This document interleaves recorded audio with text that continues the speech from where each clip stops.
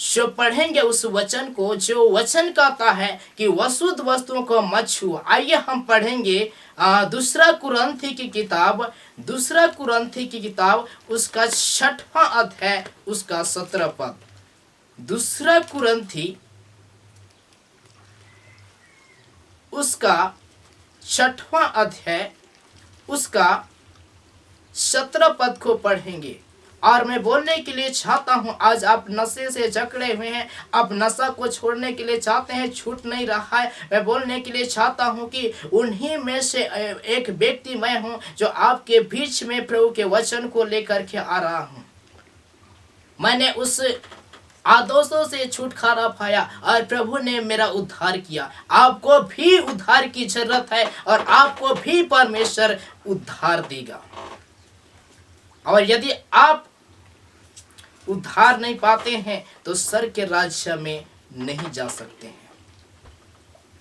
इसलिए प्रभु कहता है उनके बीच से निकलो और अशुद्ध वस्तुओं को मत छुओ, तब मैं तुम्हें ग्रहण करूंगा।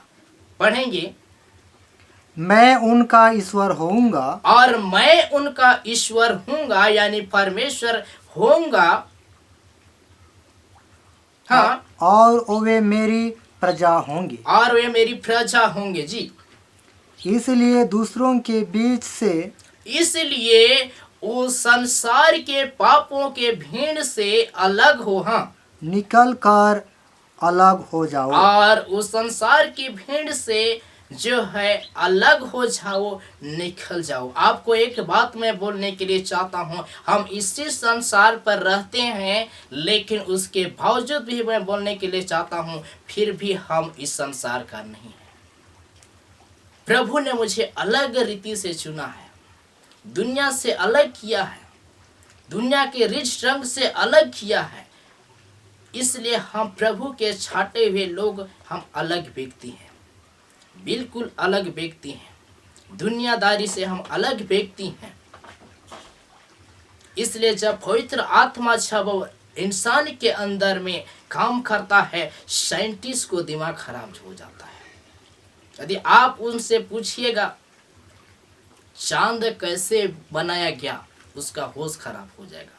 मैं बोलने के लिए चाहता हूँ कि जब पवित्र आत्मा काम करता है आपके जीवन में, हमारे जीवन में, इंसान का जो है ब्याह करना मुश्किल हो जाता है। लिखा है कि अशुद्ध वस्तुओं को मत छुओ, तब मैं तुम्हें ग्रहण करूंगा। हम लोग सोचते हैं कि हड़िया साथ रहेगा, दरुआ साथ रहेगा, स्वर्ग जाएंगे, लेम्बो जाएंगे रे।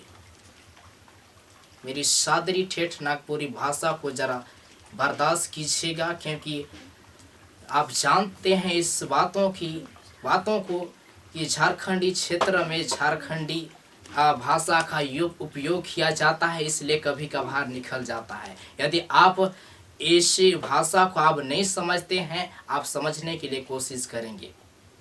हम लोग कभी कभी सोचते हैं कि हड़िया साथ रहेगा, दरुआ साथ रहेगा, स्वर्ग जाएंगे, लेकिन नामुमकिन है।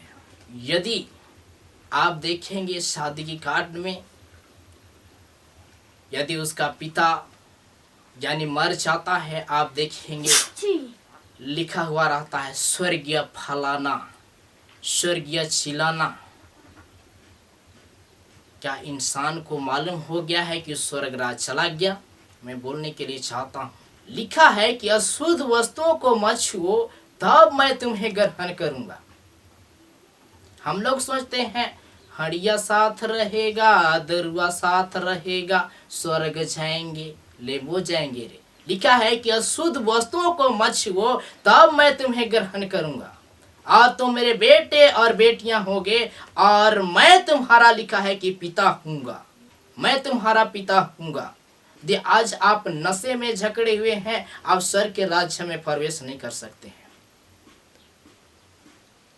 यदि आप में और आपको स्वर्ग में एंट्री लेना है, तो हमें आपको उस आदतों से छुटकारा पाने की जरूरत है। यदि हम और आप उद्धार नहीं पाते हैं, हम और आप उस शराब की बंधन से छुटकारा नहीं पाते हैं, स्वर्ग के राज्य में प्रवेश नहीं कर सकते हैं। मैं बोलने के लिए चाहता हूँ कि अशुद्ध वस्तुओं को मत छूइए, तब प्रभु आपको ग्रहण करेगा। हम लोग सोचते हैं कि हड़िया भी साथे में रहेगा, दरुआ भी साथे में रहेगा, हम लोग स्वर्ग जाएंगे।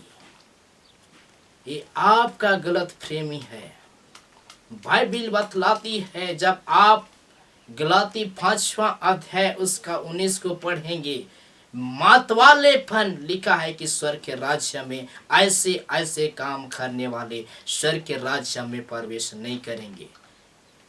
इसलिए मैं बोलने के लिए चाहता हूँ, आज अपने पापों से मन फिराएं और प्रायश्चित करें। प्रभु आपको जो है अवश्य इस आदतों से छुटकारा देगा। और उन्हीं एक व्यक्ति में से मैं हूँ जो शराब की आदतों से मैंने छुटकारा पाया। आप भी इस आदतों से आप छुटकारा पा सकते हैं। इसलिए मैं बोलने के लिए चाहता हूँ, इस चैनल के माध्यम से यदि कोई जो मेरे दोस्त हैं, मेरे एज के लड़के हैं, यदि आप इस वचन को सुन रहे हैं, लाइव सुन रहे हैं, मैं बोलने के लिए चाहता हूं मेरे भाई और बहन, मैं उसी